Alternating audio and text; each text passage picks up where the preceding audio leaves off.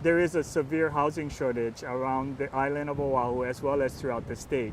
And we do need to do a better job of managing growth, doing smart planning and smart growth, and assisting with the development of housing. And that's really housing at all price points. You know, my biggest concern with the current projects that have been approved in Kaka'ako is that there definitely appears to be heavily weighted toward the luxury development rather than development focused at the residents in our communities. I am concerned about the development in Kaka'ako, about there being too much too fast in this area.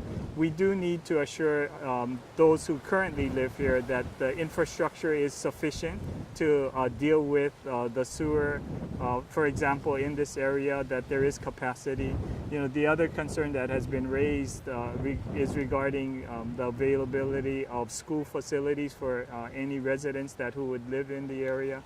You know, and the other part that is of concern that I've heard from those residents is about traffic and about how the traffic will be managed as the Kaka'ako redevelopment occurs.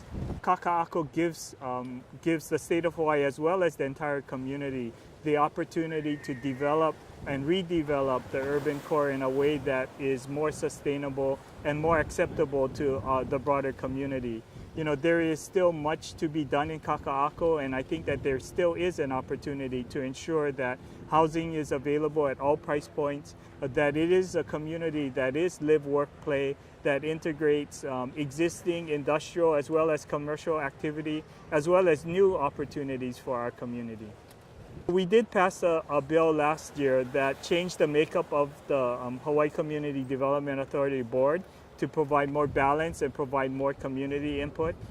In addition to that, we did initiate specific procedures that will require more public input and public hearings. I think that it's all about finding balance.